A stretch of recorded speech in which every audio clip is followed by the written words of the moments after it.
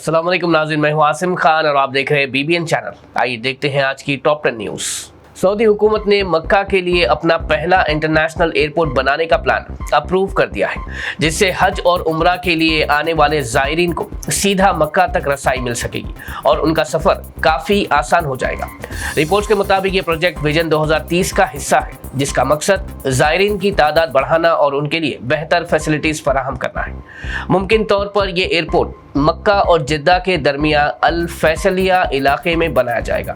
Saudi हुकूमत का कहना है कि इस प्रोजेक्ट को इंटरनेशनल स्टैंडर्ड्स के मुताबिक डेवलप किया जाएगा, जबकि प्राइवेट सेक्टर की मदद से इसे जल्दी मुकम्मल करने की कोशिश की जाएगी।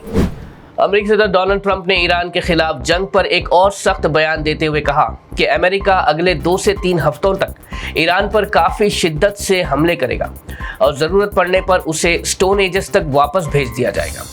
उन्होंने अपने एड्रेस में कहा कि अमेरिका अपने मिलिट्री ऑब्जेक्टिव्स के करीब है, लेकिन अभी फाइनल फेज बाकी है जिसमें और शदीद स्ट्राइक्स की जाएगी।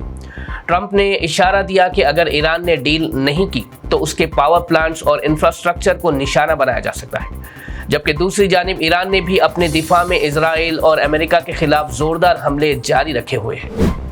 ईरान ने अमेरिकी सदर डोनाल्ड ट्रंप की स्टोन एज वाली धमकी के बाद सख्त जवाब देते हुए कहा कि वो क्रशिंग रिटेलिएशन करेगा और अमेरिका के खिलाफ शदीद हमले किए जाएंगे। ईरान के मिलिट्री ऑफिशियल्स ने कहा कि ये जंग उन पर थोपी गई है और वो अपनी दिफा जारी रखेंगे जब तक हमले बंद नहीं होते। ये बयान उस वक्त सामने आया जब ट्रंप ने ईरान को तबाह करने की धमकी दी थी, जिसके बाद दोनों तरफ से स्टेटमेंट्स और टेंशन और ज़्यादा बढ़ गई है और तनाज़े के मज़ीद तेज़ होने के इम्कानात पैदा हो गए। ईरान के प्रेसिडेंट मसूद पेज़ेश्कियान ने अमेरिकन अवाम को खुला ख़त लिखकर अमेरिका फर्स्ट पॉलिसी पर सवाल उठाया और वाशिंगटन को इजराइल का प्रॉक्सी करार दिया। उन्होंने कहा कि ईरान को गलत तरीके से खतरा दिखाया जा रहा है, जबकि असल मसला सियासी नैरेटिव का है। उनका कहना था कि ईरानियन और अमेरिकन अवाम के दरमियान कोई दुश्मनी नहीं, बल्कि टेंशन हुकूमती फैसलों का नतीजा है और अमेरिका इजराइल के मफादात के लिए कॉन्फ्लिक्ट में शामिल होकर सिचुएशन को और ख़तरनाक बना रहा है। उन्होंने अमेरिकन अवाम से अपील की कि वो ग्राउंड रियलिटी को समझे। भारतीय डिफेंस मिनिस्टर राजनाथ सिंह ने ईरान जंग के दरमियान पड़ोसी मुल्क पाकिस्तान को सख्त वार्निंग देते हुए कहा कि अगर किसी भी किस्म की मिस एडवेंचर की गई तो भारत उसका फैसला कुन जवाब देगा। उन्होंने वाज़े किया कि भारत अपनी सरहदों की हिफाजत के लिए पूरी तरह तैयार है और किसी भी छोटी या बड़ी हरकत को बर्दाश्त नहीं किया जाएगा। राजनाथ सिंह का कहना था कि मौजूदा ग्लोबल टेंशन के दौरान सिक्योरिटी चैलेंजेस बढ़ गए हैं, इसलिए हर सिचुएशन पर नज़र रखी जा रही है। लीडर ऑफ ऑपोजिशन और कांग्रेस लीडर राहुल गांधी ने इलेक्शन रैली के दौरान आसाम के वजीर आला हिमंता बिस्वा शर्मा पर शदीद तनकीद करते हुए उन्हें भारत का सबसे करप्ट सीएम करार दिया। उन्होंने इल्ज़ाम लगाया कि पीएम मोदी, अमित शाह और हिमंता बिस्वा शर्मा मिलकर रियासत में लैंड एटीएम चला रहे हैं, जहां आम आवाम की ज़मीन छीन कर बड़ी कंपनीज को दी जा रही है। उन्होंने कहा कि अगर कांग्रेस हुकूमत में आती है तो इस पर सख्त कार्रवाई की जाएगी। AIMIM party chief barrister Asaduddin Owaisi ने आसाम इलेक्शंस पर कहा कि वो AIUDF की सपोर्ट में टूर पर है और इल्ज़ाम लगाया कि चीफ मिनिस्टर हिमंता बिस्वा शर्मा के दौर में नफरत की सियासत चलाई जा रही है, जबकि कांग्रेस बीजेपी को रोकने में नाकाम रही। उन्होंने कहा कि 50,000 से ज़्यादा मुसलमानों के घर गिराए गए, जिससे वो बेघर हुए। इसलिए बदरुद्दीन अजमल की सपोर्ट ज़रूरी है ताकि उनके कॉन्स्टिट्यूशनल हुकूक की हिफाजत हो सके।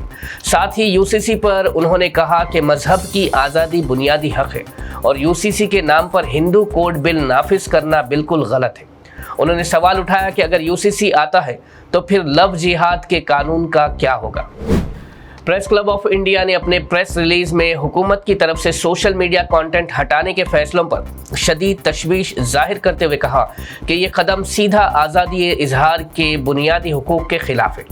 उनका कहना है कि हाल ही में उन कंटेंट को निशाना बनाया गया जो हुकूमत पर तनकीद करता था, जहां क्रिएटर्स के अकाउंट्स ब्लॉक किए गए और पोस्ट हटा दिए गए।